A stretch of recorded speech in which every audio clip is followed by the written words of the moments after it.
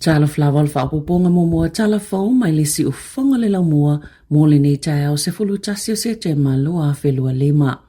E tu samale se fulu tolu wafe ngase Wellington e Mataranaki na whaafso ta e falisu e toto le awanui. Ina uola tau tauli maina ni unga le sa o moni su enga o le maisuka na whaalia le Terrace Medical Center i Wellington e o le amata upo. Wa tonga fiti se se e nisi o lato ngase le maisuka po oe ua lata i le maisuka ma toi tasui e lato whala au. Ai le o se tūlanga sa le te tawona tupu na whaalia le awanui labs le falisu e toto pito te leini sila na moli mawina i fo mai po GP sile mawululunga i unga i suenga ai le o se tūlanga i masani ai ina ua uma na sui le whainga po le metotia e whai e suenga le whai unga o mati na saunoa Nick Champness. I le wao mati tolu tasi mai ulai se fulu tasi e eini sio i unga o suenga o le suka po le HbA1c i Wellington e Mataranaki a tonu o whaisi mawululunga atu na ilo le tūlanga i tatau o na iai o le whaafitauli na tue whaasao i le aso se fululua i ulai ai na whaafsota i tangata ngase i le whai ungo au kuso o le tala se tasi na se seo na whaamawina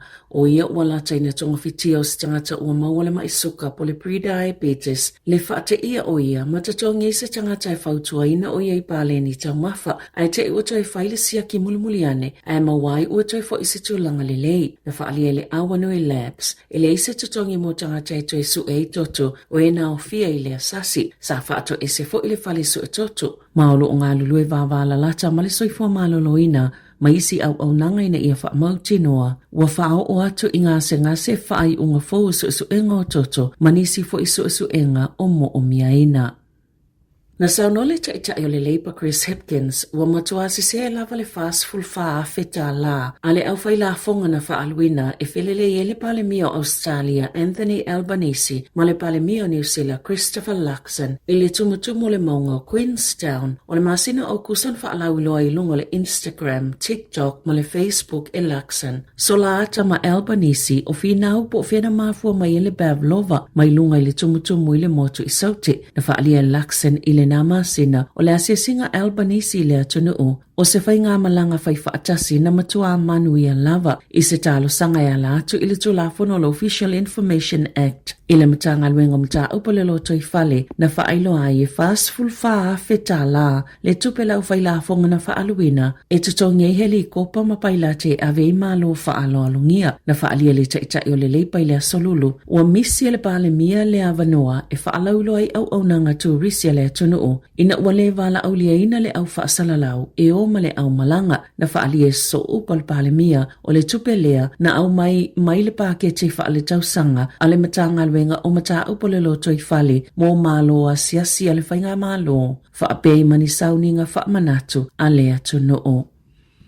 Ua whaapopoina le numero tangata na tuua New Zealand le tausanga taluai e malanga e nonofo mau i atunu i fafo e to sai ma whaamaumaunga pito la tamai. Na ta ua le Stats New Zealand e ala ia lato whaamaumaunga ia ua whaalau iloa e uina si itia le numero tangata siasi mai mo le masino i ulai. A na whaapopoina fo i le numero tangata na malanga atu i fafo e lua se lau tolus fulo no afe ono se lau tangata mai fafo na siasi mai i le masino i ulai lua afe lua lima mai tu samalis fulfa fe fitu se lau na fa au popo pe afua ile masino i ulai lua fe lua fa o le swinga tele o tangata siasi mai au se talia ma ese fulu fitu afe fitu se lau na si iti ai o le feita wafa i o tangata siasi mai Australia e to se lau lua sfulu no afe fitu se lau sa fa mawina o se numero pito mawalunga mo i ulai o le taimi tonu fo ilea o le tuuanga wa ongai au se talia o tangata na taunu umai saina ma le United States na whaititi le masino i ulai. Tolu a fefit se lau na pa ua le numero mai saina, ai a felua se lau na whaititi le numero mai le United States o Amerika. Mo tangata na tu ua le atunu i le masino i ulai lua felua lima, sa pitu to tele i lava tangata citizen i New Zealand. E tu sale mal to fitus fultolu a fefa se lau,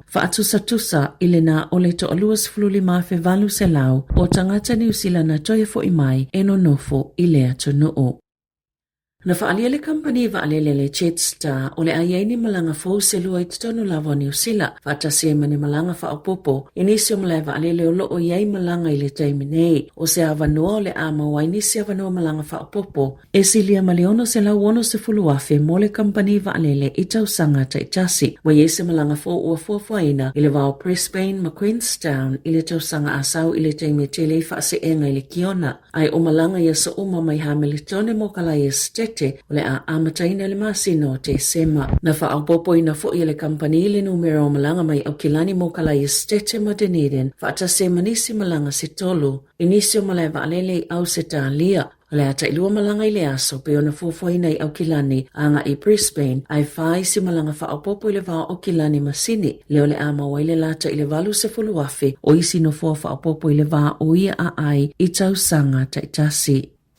Na whaaliela ofisa fo inumera whaamaumawina New Zealand i whaamaumonga mo ngā luenga i tutono māsina e tolu e o mai iuni e se fulu afe ngā luenga ua leto iai pe ua whaamutai na foi ma ua lima se fulu afe ua whaitite ngā luenga nei lo te se malu afe loa tolu. E lua afe tolu se lau se fulu lima ngā luenga sa whaamutai nei ngā luenga titele i tutono lea tolu māsina po o le tasi te simali tolu pasene. E tasi te simali lua pasene na pa uai ngā luenga i au nanga mo fale whaapea au nanga i tau mafa. Ai o ngā luenga wha ofisa wha pe ma au nanga lango. E tasi te si male wha pasene na pa uwaile numero o ngā luenga po o leo wha inga ia whi tolu se lau tolu se fulfitu. Talo maile masino te se malu awhi lua tolu e se fulu ono awhi ua wha ititia ia wano wha i ngā luenga. I ngā luenga te tele pe o le whaungo o whale. Malu awhi fitu se lau ua wha ititia i ngā luenga i whale ngā osi o loa. Ai ono awhi ua la ititi whaile numero o ngā luenga i whale o loa. E wha awhi valu se lau lua se fulu valu ngā luenga na wha taina i au kilani e tutono le lava piliota a fe tolu se lau fa se fululua i Wellingtone malu se lau tolu se fulfitu i Hawke's Bay ma le fitu se lau ma le iwa i Waikato pe tai e se fulute si ma le fa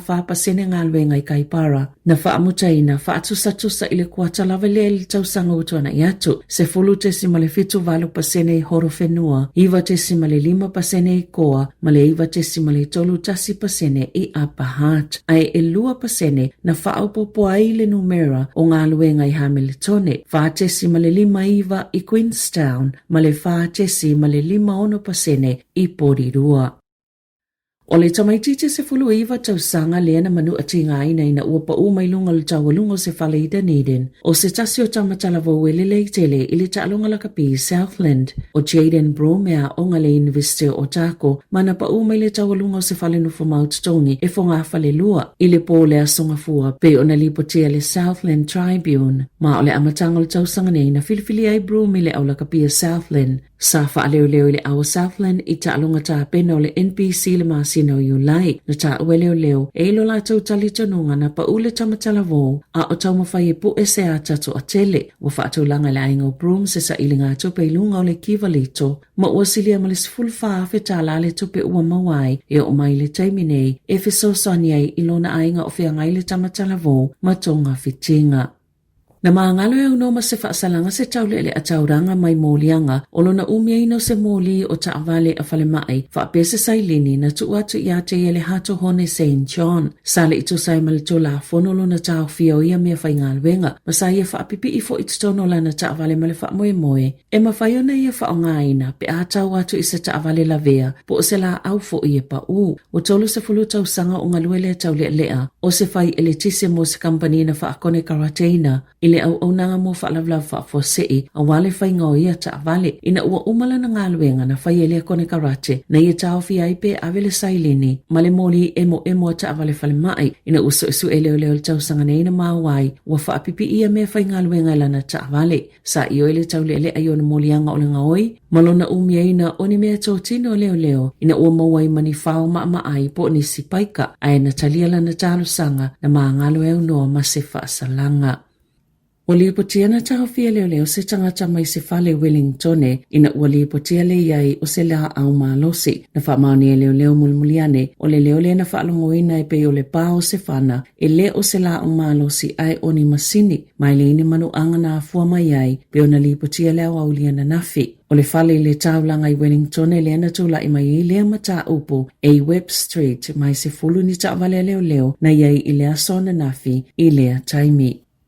Ita alonga, wa whaamalolo il whaala potopotonga ne te polo New Zealand le whaia onga le Silver Ferns o Dame Nolene taurua mo le taamilusango le Tiny Jameson ma Afrika i saute. Na whaalia le whaala potopotonga o lo whaawau pia whaatalanuanga i le vaole ne te polo New Zealand Dame Nolene ma le pulenga le awa le Silver Ferns. E winga isuinga ua fautuaina i le si o manga ma le polo kalamia le Silver Ferns o le High Performance. I se pepa o whaamatalanga le whaala potopotonga ua ta wai o le mawhaiona mausa lātou tasi ini mata upo mawhai ona io ina e tangata umai le taimi le ua whaavanoa au le iwha solo le Tiny Jameson Series ma ua whai ai se whai unga le ne tipolo New Zealand e whaase i tua ngalu Dame Nolene mo le taamilusanga e olo iei pia le whaanaunanga ina ia mause i unga le lei pe ona whaalia le taitaifono le komiti whaatono o le ne tipolo. O le taimi nei ua tōwhia Yvette McCausland Turi e avia mawhaia onga le au mō le taamilusanga lango sua i ai Liana Leota. Tala whawia malisi ufonga le lau mua mō le nei vaenga o le tae ao.